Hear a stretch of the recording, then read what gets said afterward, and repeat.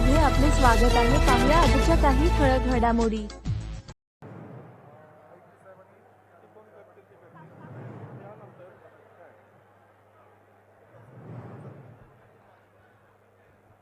खास दरिबा बंडगार आणि प्रियांका बंडगार आपल्या शेकडो अहिल्याप्रेमींना घेऊन या ठिकाणी या भव्य उद्घाटन सोहळ्याचे जोरदार स्वागत, टाळ्यांच्या गजरामध्ये स्वागत स्वागत।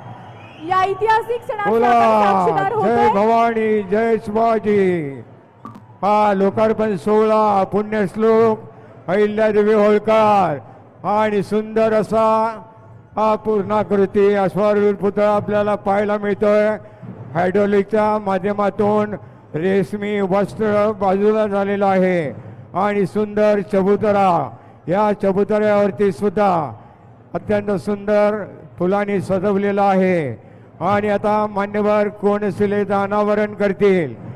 याच कोनशिलेचं अनावरण या ठिकाणी होतंय।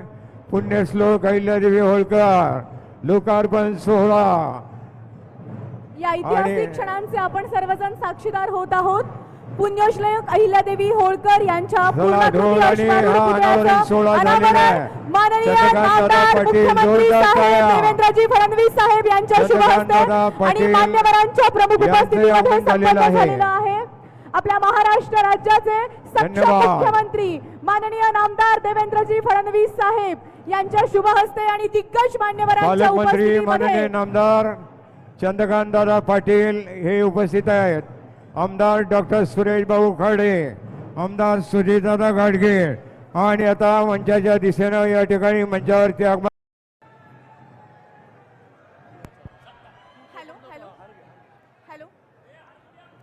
आणि आता मुख्यमंत्री महोदय माननीय देवेंद्रजी फडणवीस साहेब, माननीय चंद्रकांतदादा पाटील आणि सर्वांच्या वतीनं का छत्रपती शिवरायांना वंदन। अहिल्यादेवी होळकर हॅलो अहिल्या भक्त देवानो हा प्रतिमा सुद्धा गोपीचंद पडळकर या ठिकाणी मुख्यमंत्र्यांना प्रदान करणार आहे। सिंधवी स्वराज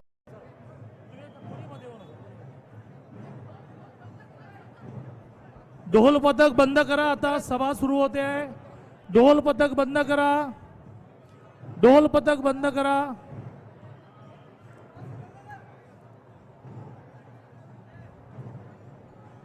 जरा ढोल थांबवा, ढोल थांबवा। हॅलो, अरे कोणीतरी तिकडे निरोप द्या, निरोप द्या तिथे। ढोल वादन बंद करायचं आहे। पृथ्वीराज निरोप द्या, बंद करा।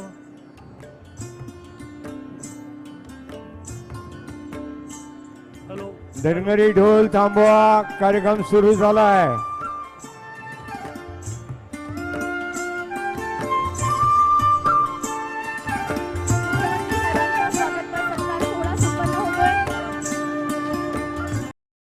एक अश्वारूढ पूर्णाकृती पुतळा हा सांगली शहरात असला पाहिजे अशी नागरिकांची खूप वर्षाची मागणी होती।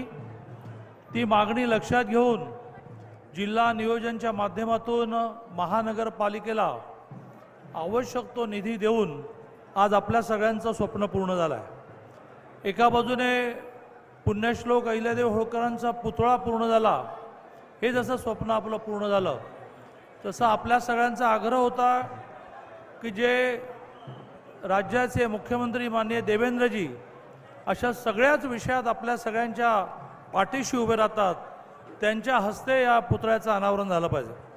आज त्यांची वेळेची ओढाताण इतकी आहे, ते सगळे कार्यक्रम वाचता वाचताच आपल्याला चक्कर येईल। एक इचलकरंजीचा कार्यक्रम छत्रपती संभाजी महाराजांच्या पुतळ्याचं अनावरण करून ते इथे आलेत। इथून ते कोंढव्यामध्ये पुण्यामध्ये जाणार आहे, तिथे छत्रपती शिवाजी महाराजांच्या पुतळ्याचं अनावरण आहे। पुण्यातल्या अनेक विकास कामाची पण उद्घाटन आहेत आणि म्हणून मी फार न बोलता एवढंच म्हणेन की ज्या अहिल्यादेवींचं चरित्र वाचताना एक राज्य करतानाची आणि सामाजिक काम करतानाची प्रेरणा मिळते। आज मी या ठिकाणी बोलण्यापेक्षा देवेंद्रजींनी बोलण्यासाठी आपण त्यांचं ऐकण्यासाठी उत्सुक आहात, पण एकच आठवण मला अर्ध्या मिनिटाची सांगावीशी वाटते की किती त्या कठोर प्रशासक होत्या तर ज्या वेळेला त्यांच्या पतीने ते सरदार झाल्यानंतर त्यांना जो वार्षिक तनखा मिळत होता तो लवकर संपल्यामुळे आणखीन मागितले पैसे.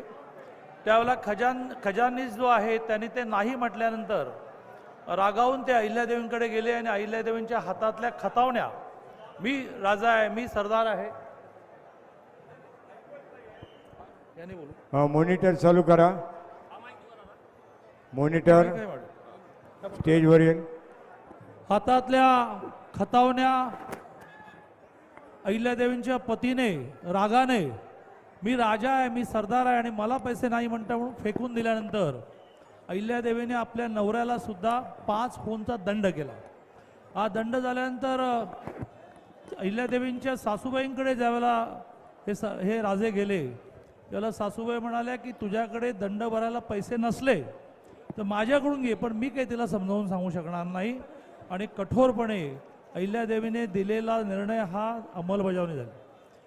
विशेषतः अहिल्यादेवींच्या पतीच्या निधनानंतर सतीची प्रथा त्यावेळेला होती, पण अहिल्यादेवींच्या सासऱ्यांनी त्यांना असं म्हटलं की तू सती जायचं नाही, तू काही वेगळं करण्यासाठी जन्माला आलेली आहेस. मग सती गेल्यानंतर त्याचं श्राद्ध करण्याच्या वेळेला त्यातल्या 2 महिला ह्या हिंदू नव्हत्या आणि त्यामुळे पुरोहिताने असं म्हटलं की ह्या हिंदू नाही आहेत आणि त्यामुळे त्यांना श्राद्ध करता येणार नाही. पण अहिल्यादेवी ठाम राहिल्या. त्या म्हणाल्या की लग्न करायला चालतं, बाकी सगळं करायला चालतं, सती जायला चालतं, मग त्यांनी काय श्राद्ध करायचं नाही. सासऱ्याने त्यांना साथ दिली आणि त्या काळामध्ये हिंदू नसतानाही त्यांच्या श्राद्धाला जे काही विधी असतात ते करायला परवानगी मिळाली. अशा एका बाजूने चांगल्या राज्यकर्त्या, दुसऱ्या बाजूने एक चांगल्या सामाजिक कार्यकर्त्या अशा अहिल्यादेवींचा पुतळा होणं आपलं स्वप्न होतं. आज भरपूर कार्यक्रम असल्यामुळे मी केवळ भारतीय जनता पार्टीचे नेते आणि सांगलीचे आमदार सुधीरदादा गाडगे यांना आग्रह करेन की त्यांनी प्रास्ताविक करा.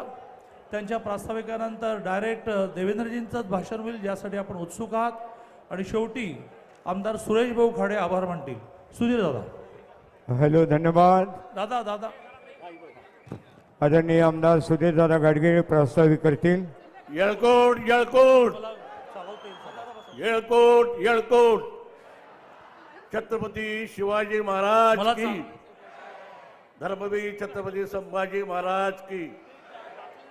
या ऐतिहासिक आणि अभिमानास्पद सोहळ्यासाठी उपस्थित नवमहाराष्ट्राचे शिल्पकार, इन्फ्रामॅन, महाराष्ट्राचे कर्तृत्ववान नेतृत्व, लोकप्रिय मुख्यमंत्री आदरणीय देवेंद्रजी फडणवीस साहेब आणि सांगली जिल्ह्याचे पालकमंत्री आदरणीय चंद्रकांतदादा पाटील आणि माननीय आमदार सुरेशभाऊ खाडे, गोपीचंद पडळकर, सतीश देशमुख आणि व्यास लोककल्याण आणि सुशासनाचा आदर्श उभा करणाऱ्या पुण्यश्लोक अहिल्यादेवी होळकर यांचा 21 फूट उंच सन्माननीय अश्वारूढ पुतळा आज येथे साकारत आहे.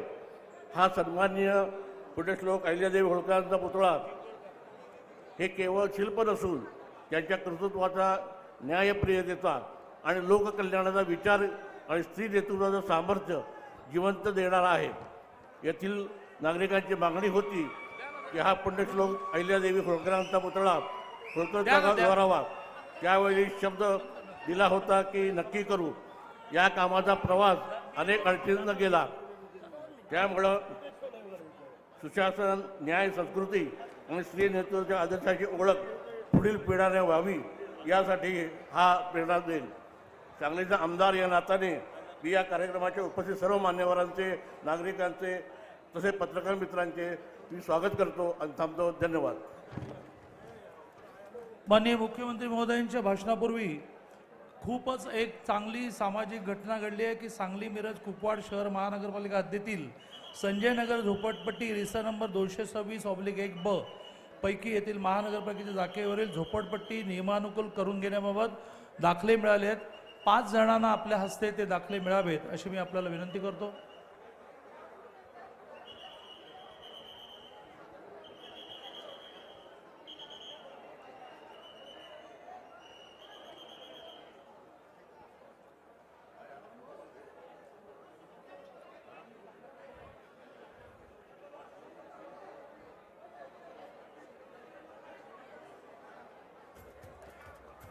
मी माननीय मुख्यमंत्री महोदय देवेंद्रजींना विनंती करेन की त्यांनी आपल्या सगळ्यांना संबोधित करावे. माननीय नामदार देवेंद्रजी फडणवीस मुख्यमंत्री महाराष्ट्र राज्य आपल्या कार्यक्रमाच्या उद्घाटन सोहळ्यानिमित्त शुभेच्छा मनोगत देतील. सगळ्या लाडक्या बहिणींचे लाडके बंधू देवाभाऊ आदरणीय मुख्यमंत्री देवेंद्रजी फडणवीस साहेब आपल्याशी संवाद साधतात. MSME आमच्या सांगली मिरज कुपवाडमध्ये 5 उपकेंद्र त्याचं भूमिपूजनाचा माननीय मुख्यमंत्री कर्तृत्वान ऊर्जा मंत्री ज्यांनी गिनीज वर्ल्डमध्ये सोलार कृषी पंप एका महिन्यात 45,911 केले आणि 5 उपकेंद्राचं आता उद्घाटन होते. माझी विनंती आहे खालच्या लोकांना की त्यांनी त्याचा डिस्प्ले करावा. अमित बोकील, आशिष मेहता, येस चालू झालं. आपण 5 उपकेंद्र महाराष्ट्रात हा सुद्धा विक्रम आहे. 1960 सालानंतर सांगलीमध्ये फक्त 16 उपकेंद्र होती आणि आता आपली एकदम 5 उपकेंद्र होत आहेत. साहेब तुमच्यामुळं आणि आपल्या सगळ्या महावितरणच्या अधिकाऱ्यांच्यामुळं हे शक्य झालं. धन्यवाद. धन्यवाद. आणि आता महाराष्ट्राचे लाडके मुख्यमंत्री जननायक माननीय देवेंद्रजी फडणवीस साहेब. सनई थांबवा, सनई थांबवा. जोरदार टाळ्यांचं स्वागत. भारत माता की, भारत माता की, छत्रपती शिवाजी महाराज की, धर्मवीर छत्रपती संभाजी महाराज की, पुण्यश्लोक लोकमाता अहिल्या देवी की. हिंदवी स्वराज्याचे सरसंस्थापक छत्रपती शिवरायांना मानाचा मुजरा करतो. भारतीय राज्यघटनेचे शिल्पकार भारतरत्न डॉक्टर बाबासाहेब आंबेडकर यांना मानवंदना अर्पित करतो. आणि ज्यांनी खऱ्या अर्थानं लोकप्रशासन काय असतं हे आपल्याला दाखवून दिलं, त्या लोकमाता पुण्यश्लोक अहिल्यादेवी होळकर यांच्या अश्वारूढ पुतळ्याच्या लोकार्पण सोहळ्याच्या निमित्ताने आणि त्यासोबत महावितरणच्या उपकेंद्राच्या भूमिपूजन समारोहाच्या निमित्ताने मंचावर उपस्थित असलेले आपले पालकमंत्री चंद्रकांत दादा पाटील, सन्माननीय खासदार श्री विशालजी पाटील, सन्माननीय आमदार श्री सदाभाऊ खोत, श्री इद्रिसजी नायकवाडी, सन्माननीय आमदार श्री सुधीर दादा गाडगीळ, जयंतराव पाटील, सुरेशजी खाडे, गोपीचंदजी पडळकर, सत्यजितजी देशमुख, विश्वजित कदम, सुमनताई पाटील, अशोक काकडे,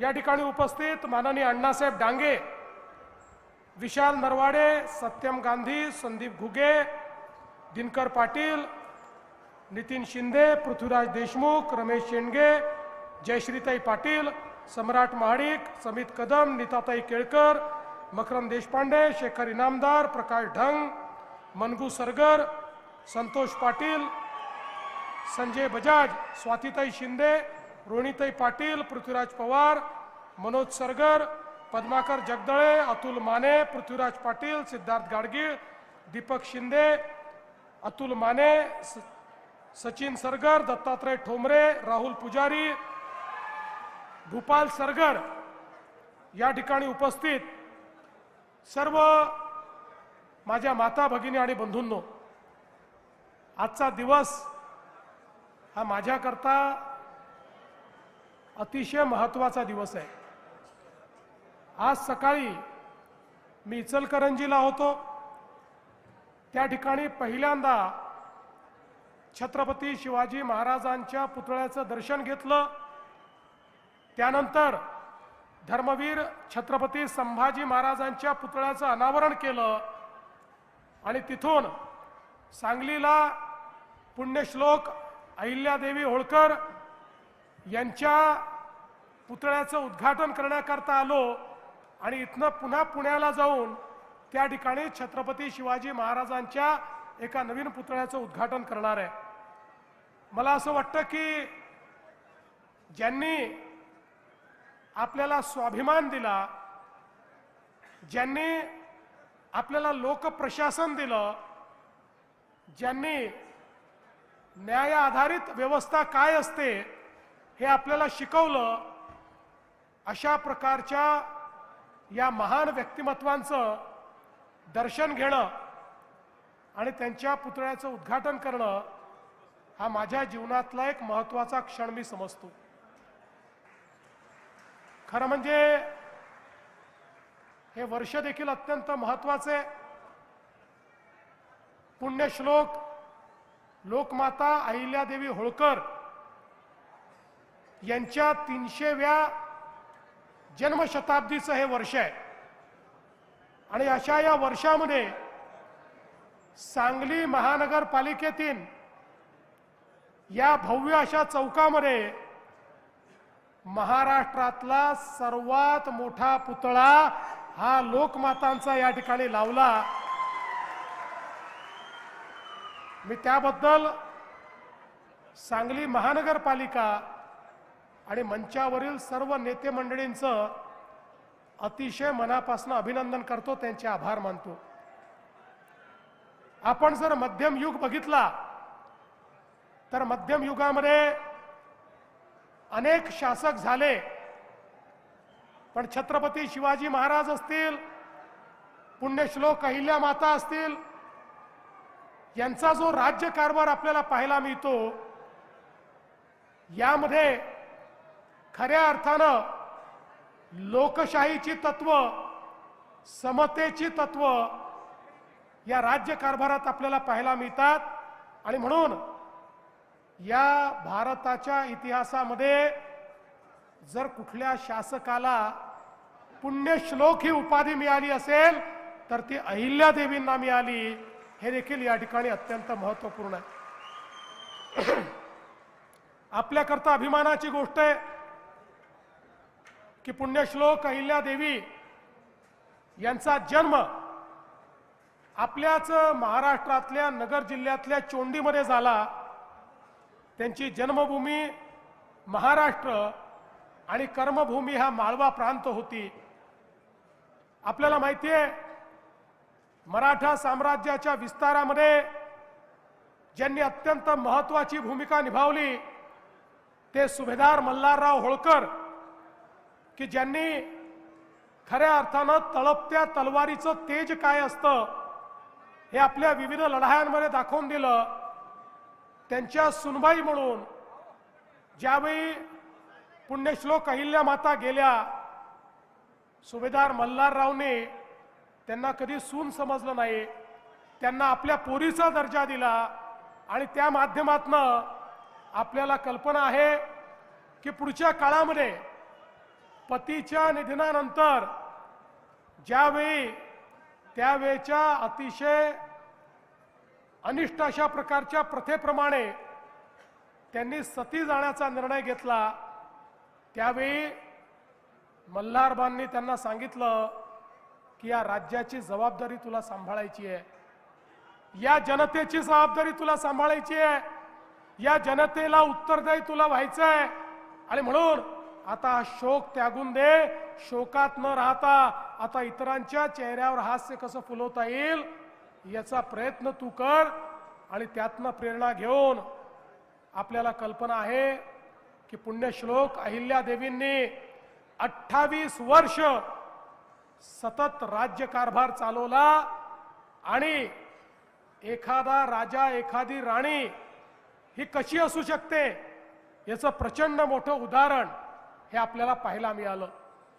सगळ्यात महत्त्वाचं आपल्याला माहिती आहे की मुघलांच्या आक्रमणामध्ये आमच्या संस्कृतीची पाळंमुळं मिटवण्याचं काम हे मुघलांनी केलं राम मंदिर तोडलं, काशी विश्वेश्वराचं मंदिर तोडलं, गयेचं मंदिर तोडलं. सगळे आमचे जे पुण्यस्थळं होते, जे आमच्या धर्माचे संस्कृतीचे प्रतीक होते, हे सगळे तोडण्याचं काम हे त्या ठिकाणी मुघलांनी केलं. पण त्याच वेळी या सगळ्या मंदिरांचा जीर्णोद्धार करून पुन्हा एकदा आमच्या संस्कृतीला पुनरुज्जीवित करणारा जर कोणी असेल तर ते आमच्या पुण्यश्लोक अहिल्याबाई होळकर होत्या, ज्यांच्यामुळे आमच्या संस्कृतीचं पुनरुत्थान झालं. आज उत्तरेकडचं कुठलंही मंदिर बघा, दक्षिणेतलं कुठलंही मंदिर बघा, पूर्वेमध्ये आपण गेलो तर त्याही ठिकाणी जगन्नाथपुरीचं मंदिर बघा, पश्चिमेत आपण गेलो तर महाराष्ट्र आणि गुजरात मधली मंदिरं बघा, तिथले तट बघा, तिथले घाट बघा. या प्रत्येक ठिकाणी एकच नाव निनादत असतं आणि ते नाव म्हणजे लोकमाता अहिल्याबाई होळकरांचं नाव आहे. हा सेतू हिमाचल या भारताच्या संस्कृतीला त्या ठिकाणी पुनरुज्जीवित करण्याचं काम, त्याचं पुनरुत्थान करण्याचं काम हे अहिल्या देवींनी केलं. आणि म्हणूनच राम मंदिर आणि काशी विश्वनाथाच्या पुनरुत्थानाच्या वेळी आपले प्रधानमंत्री मोदीजींनी सांगितलं की आज आपण हे करू शकतो आहे कारण कधीतरी मुघलांच्या आक्रमणामध्ये या मंदिरांना वाचवण्याचं काम हे पुण्यश्लोक अहिल्या देवींनी केलं आणि म्हणून आज याची निशाणी आपल्याकडे उपलब्ध आहे. पण बंधू भगिनींनो, त्याही पेक्षा महत्वाचं काय आहे, एवढा संपूर्ण उत्तर दक्षिण पूर्व पश्चिम सगळ्या भागामध्ये इतक्या मोठ्या प्रमाणात जीर्णोद्धार अहिल्या देवींनी केला. पण हा सगळा जीर्णोद्धार हा त्यांनी स्वतःच्या पैशातनं केला. जो माहेश्वरचं त्यांचं राज्य होतं, माळव्याचं जे राज्य होतं, त्या राज्याच्या तिजोरीतून एकही पैसा त्यांनी घेतला नाही, तर वैयक्तिक त्यांचं जे इन्कम होतं, वैयक्तिक त्यांच्याकडे जो निधी होता, त्या निधीतनं लाखो लाखो रुपये खर्च करून संपूर्ण देशामध्ये त्यांनी जीर्णोद्धाराचं काम केलं. आणि आपल्या राज्यातला पैसा मात्र राज्यातल्या सामान्य गोरगरीब जनतेच्या हिताकरता वापरण्याचं काम त्यांनी केलं. खऱ्या अर्थानं न्यायप्रिय राजा म्हणून, राणी म्हणून त्यांच्याकडे पाहिलं जातं, कारण त्यांनी विधवांच्या संपत्तीचा अधिकार बहाल केला. त्या काळामध्ये एखादी महिला विधवा झाली की तिची संपत्ती जप्त होत होती. त्या ठिकाणी पतीची संपत्ती तिला मिळत नव्हती, ती संपत्ती तिला मिळेल हा त्यांनी निर्णय केला. महिलांना शिक्षण मिळेल हा त्यांनी निर्णय केला. महिलांना अधिकार मिळेल हा त्यांनी निर्णय केला. आणि त्यासोबत गरीब आणि महिलांकरता वेगवेगळ्या प्रकारे शिक्षण असेल, रोजगार असेल, अशा अनेक गोष्टी त्यांनी केल्या. आपल्याला माहिती आहे, माहेश्वरमध्ये त्यांनी साडीचा आणि विणण्याचा व्यवसाय आणला, विणकर आणले, त्यातनं अतिशय तलम कापड तयार केलं. आणि माहेश्वरचं कापड आणि माहेश्वरच्या साड्या केवळ भारतामध्ये नाही तर भारताबाहेरही जायला लागल्या. आणि मोठ्या प्रमाणात रोजगाराची निर्मिती करणाऱ्या अहिल्या देवी होत्या. एवढंच नाही तर आपलं राज्य हे सुरक्षित राहिलं पाहिजे म्हणून पहिल्यांदा 17 प्रकारचे कारखाने त्या माहेश्वर राज्यामध्ये उघडणाऱ्या अहिल्या देवी होत्या. त्या माहेश्वर राज्याला किंवा माळवा प्रांताला सुरक्षित ठेवण्याकरता जो दारुगोळा लागायचा, ज्या तोफा लागायच्या, जे शस्त्रास्त्र लागायचे, हे सगळे त्यांच्या स्वतःच्या कारखान्यामध्ये तयार व्हायचे. आणि त्याच्या माध्यमातून त्या ठिकाणी एक प्रकारे रोजगाराची निर्मिती व्हायची आणि आपलं राज्य देखील पूर्णपणे सुरक्षित त्या ठेवायच्या. त्या काळामध्ये घाटामध्ये ज्यावेळी दरोडेखोरांचा सुळसुळाट झाला, त्यावेळी रानावनात राहणाऱ्या भटक्या आदिवासी सगळ्यांना एकत्रित करून त्यांची सेना तयार करून त्यांना त्या ठिकाणी प्रशिक्षित करून त्यांच्या हातामध्ये शस्त्र देऊन त्यांनाच त्या घाटाची रानावनाची सुरक्षा दिली. आणि लोकांना लुटणारे जेवढे लुटारू होते त्या लुटारूंवर कारवाई करण्याचं काम हे अहिल्या देवींनी केलं. एवढंच नाही तर पहिल्यांदा महिला सैनिकांची तुकडी तयार करणाऱ्या देखील अहिल्यादेवी होळकर होत्या, ज्यांच्याकडे स्वतंत्र आमच्या महिलांची सैनिकांची तुकडी होती आणि स्वतः लोकमाता अहिल्यादेवी लढाईमध्ये समोर असायच्या, हत्तीवर बसून लढाईचं नेतृत्व करणाऱ्या अशा प्रकारच्या वीरांगना आमच्या लोकमाता अहिल्यादेवी होत्या. न्यायालयाची स्थापना केली. आपण आज जी न्यायालयाची पद्धत पाहतो तसं ग्राम न्यायालयापर्यंत प्रत्येक ठिकाणी न्यायालय त्यांनी तयार केले आणि सगळ्या न्यायाधीशांना सांगितलं गरिबाला न्याय मिळाला पाहिजे.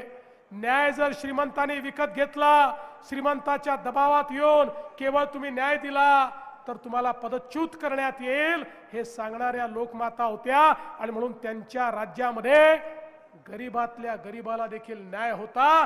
ही न्यायप्रिय व्यवस्था तयार करणाऱ्या लोकमाता होत्या आणि म्हणून त्यांच्या राज्यकारभाराच्या संदर्भात आपण अनेक गोष्टी सांगू शकतो. मध्यंतरीच्या काळामध्ये त्यांच्या 300व्या जयंतीच्या निमित्ताने या ठिकाणी आपण एक अतिशय सुंदर अशा प्रकारचं एक फोटो बुक तयार केलं, ज्याच्यामध्ये सुंदर असे त्यांच्या इतिहासाचे फोटोग्राफ आणि त्याचा इतिहास लिहिला. आणि मला सांगताना आनंद वाटतो, हे जे पुस्तक आहे ते महाराष्ट्र शासनाच्या वतीनं भारतातल्या सगळ्या मुख्यमंत्र्यांना आणि सगळ्या गव्हर्नरला मी पाठवलं आणि त्यांना सांगितलं की राज्यकारभार कसा चालला पाहिजे हे लोकमातेकडनं शिकण्याकरता हे पुस्तक मी तुम्हाला देतो आहे. आणि खऱ्या अर्थानं चोंडीचा विकास आराखडा आज अण्णासाहेब डांगे या ठिकाणी आहेत. अण्णासाहेबांनी चोंडीमध्ये पहिल्यांदा त्या ठिकाणी आमच्या लोकमातेचं जे स्मारक आहे ते स्मारक तयार करण्याचं काम हातामध्ये घेतलं. आता एक मोठा आराखडा आपण तिथे करतोय आणि त्यांच्या या जन्मशताब्दीच्या निमित्ताने आपण त्यांनी जे बावड्या तयार केल्या, जे तलाव तयार केले, त्या ठिकाणी जे मंदिरं तयार केली, या सगळ्यांचं पुनरुज्जीवन करण्याचं काम आता आपल्या हातामध्ये घेतलेलं आहे. खरं म्हणजे त्यांच्या कार्याबद्दल मी कितीही वेळ बोललो तरी तो कमी पडेल. इतकं मोठं कार्य म्हणजे एकीकडे शौर्य होतं, दुसरीकडे धर्मप्रियता होती, तिसरीकडे प्रशासन होतं आणि चौथीकडे समता होती, न्यायाचं राज्य होतं. अशा सगळ्या गोष्टी या त्या राज्यामध्ये त्यांनी प्रस्थापित करून दाखवल्या. आणि म्हणून मी एवढंच सांगतो, जोपर्यंत चंद्र आणि सूर्य आहे तोपर्यंत लोकमाता अहिल्यादेवींचं नाव हे आपण घेतच राहू, हा विश्वास या निमित्ताने व्यक्त करतो. आणि म्हणूनच आज हा अतिशय सुंदर पुतळ्याचं उद्घाटन आपण या ठिकाणी केलंय. त्यासोबत आपण 5 उपकेंद्र देखील दिली आहेत. खरं म्हणजे महाराष्ट्राच्या इतिहासात पहिल्यांदा झालं की एखाद्या शहराला एकाच वेळी 5 उपकेंद्र मिळाले आणि यामुळे मोठ्या प्रमाणात विजेची जी आपली क्षमता आहे ती वाढणार आहे. त्यासोबत मला याही गोष्टीचा आनंद आहे की आज जिल्हा प्रशासनाने झोपडपट्टीमध्ये पट्टे वाटप सुरू केलेलं आहे. संपूर्ण महाराष्ट्रात झोपडपट्टीत राहणाऱ्या गरिबांना मालकी हक्काचे पट्टे देण्याचा आपला उपक्रम आहे. त्यात आज सांगली, मिरज, कुपवाडमध्ये देखील ही व्यवस्था सुरू झाली. त्याबद्दल देखील आपलं मी मनापासून अभिनंदन करतो. आणि पुढच्या काळामध्ये आपल्याला कल्पना आहे की आपण फ्लड डायव्हर्शनच्या माध्यमातून 500 कोटी रुपयाची कामं सुरू केलेली आहेत, ज्यामुळे सांगली आणि कोल्हापूरमध्ये जे पुराचा धोका सातत्याने तयार होतो, लोकांची घरं बुडतात, लोकांची शेती त्या ठिकाणी बुडत असते, मोठं नुकसान गावांमध्ये आणि शहरामध्ये होते. या संदर्भात वर्ल्ड बँकेच्या माध्यमातून आपण पूर नियंत्रणाचं 500 कोटी रुपयाचं काम हे आता सुरू केलेलं आहे. आणि हे काम झाल्यानंतर हा पुराचा फटका देखील या ठिकाणी पडणार नाही. पुढच्या काळामध्ये शेरी नाल्याचं काम आपल्याला हातामध्ये घ्यायचं आहे. या ठिकाणची अनेक कार्य आहेत, ही सगळी कार्य आपल्याला करायची आहेत. आज मी त्याबद्दल जास्त बोलणार नाही, कारण आजचा दिवस हा लोकमाता अहिल्या देवींना समर्पित अशा प्रकारचा दिवस आहे. आणि म्हणून आज आपण सगळे मिळून हा संकल्प करू की हयात त्यांनी दाखवलेला मार्ग, छत्रपती शिवाजी महाराजांनी दाखवलेला मार्ग आणि डॉक्टर बाबासाहेब आंबेडकरांनी दाखवलेला संविधानाचा मार्ग, या मार्गानेच आम्ही चालत राहू अशा प्रकारचा संकल्प या ठिकाणी घेतो आणि माझं बोलणं संपवतो. धन्यवाद. जय हिंद, जय महाराष्ट्र. अतिशय उत्तम पुतळा करणाऱ्या गजानन सरगरांचा सन्मान माननीय देवेंद्रजींनी करावा. आणि सुरेश भाऊ खाडे प्रमोदजी चौगुले, आर्किटेक्ट गजानन हलदार आणि विशाल पळूरकर आणि आभार व्यक्त करतायत माननीय आमदार डॉक्टर सुरेश भाऊ खाडे. आमदार सुरेश भाऊ खाडे आभार व्यक्त करतायत. आज आपल्या सांगली मिरज कुपवाडच्या माध्यमातून राजमाता अहिल्यादेवी होळकर यांचा अश्रुधूर पुतळा याच्या उद्घाटन प्रसंगी उपस्थित असलेले आपले सर्वांचे लाडके मुख्यमंत्री देवाभाऊ, त्याचबरोबर आमचे ज्येष्ठ नेते अण्णा डांगे, जे श्रीताई, व्यासपीठावरील आपले खासदार विशाल पाटील, जयंतराव पाटील, तात्या, सर्वच इथं उपस्थित राहिलेले सर्व, आपण एवढ्या मोठ्या संख्येने इथं उपस्थित राहिल्याबद्दल मी सर्वांचं आभार मानतो. जय हिंद, जय महाराष्ट्र. खूप धन्यवाद.